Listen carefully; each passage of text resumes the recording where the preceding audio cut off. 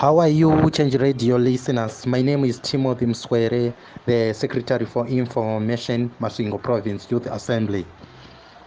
The current situation in Zimbabwe has a great impact on Zimbabweans, especially the youths. Almost 3/4 of the population in Zimbabwe are not employed, and most of them are the youths, and they are surviving from hand to mouth. If you look at the economy, one cannot sustain himself from vending or touting. Why? Because per day you might earn something like $3 per day, and it cannot buy 3 meals. I need clothes, I need to cater for a family, probably I need school fees for my tertiary education. How can I sustain myself from vending? How can I sustain myself from touting? Hence, the current situation in Zimbabwe impact very much on the youths.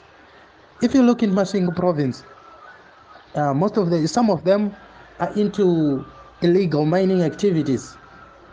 That is along Manyama area, a lot of places around the around Masvingo urban.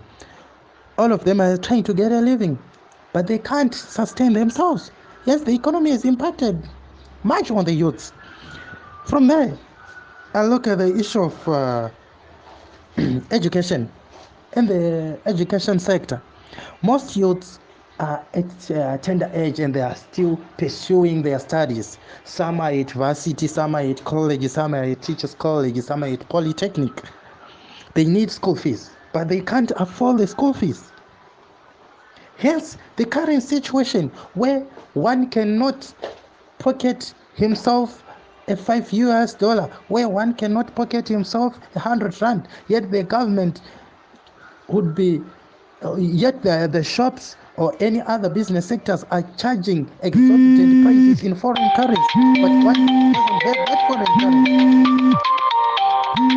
Hence, the current situation has affected much of the educational sector, hence being a double trouble for the youths of Zimbabwe.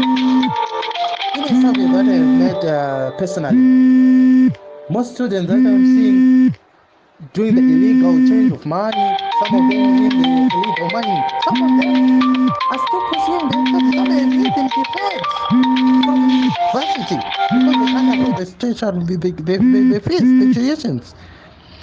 The current situation also impacts the youths because they have no assets. If you look at the elderly, some of them have been employed at railways, they have houses, some of them have bought cattle, chicken, and since there is no employment, they can survive from rentals. That is the elderly. But if you look at the youth does not have those assets. We all know that. They don't have building investments. They don't have cattle. They don't have farming land.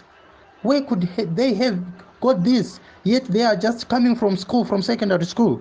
So they have no source of they have no such sources of livelihoods, unlike the elderly. Hence, the current situation in Zimbabwe again impact on the youths, on the Zimbabwean youths.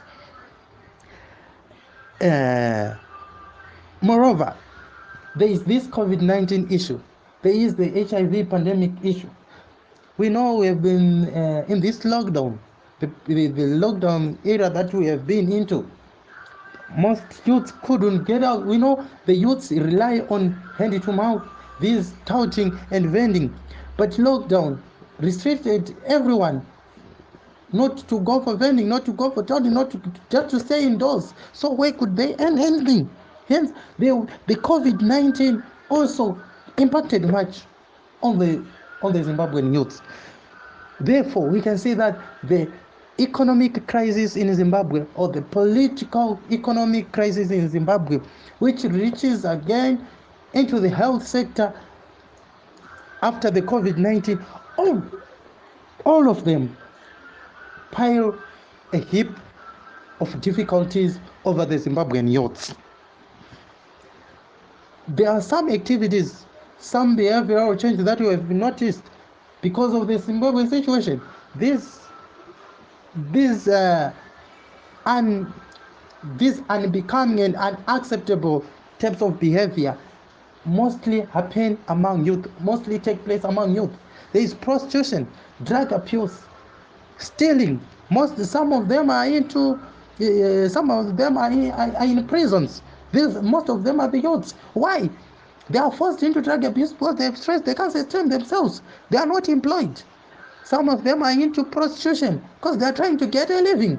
They have kids. Some of them are into teenage pregnancies, early pregnancies, unplanned pregnancies because they would be trying to get a living. So they will go for sugar daddies. Hence, the current situation affects the youth of Zimbabwe. That is what we are saying as the MDC Alliance, that the Zimbabwean government, the government is failing to cater for its vulnerable. In some governments, if you look, go to South Africa, the youths are empowered. In Zimbabwe, the empowerment is based on partisan grounds. One has to belong to a certain party in order to benefit from an empowerment program. Later on, the empowerment program would only not benefit the youth rather, but the top ZANU-PF chiefs youth. Hence, with Masvingo Province Youth Assembly, who are going to be in this struggle as long as possible in order to abolish this system. Thank you, listeners.